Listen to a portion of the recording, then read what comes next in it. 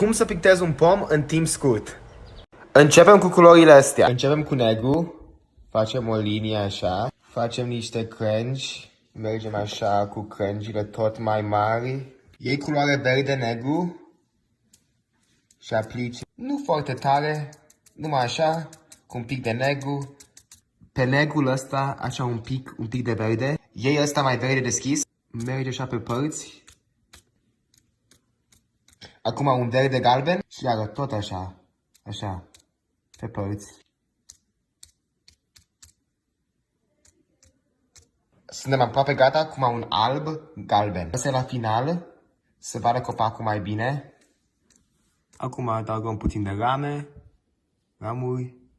Și pomul nostru este gata. Vezi, nu este foarte greu, sunt numai culorile care trebuie să le aplici și arată foarte, foarte real.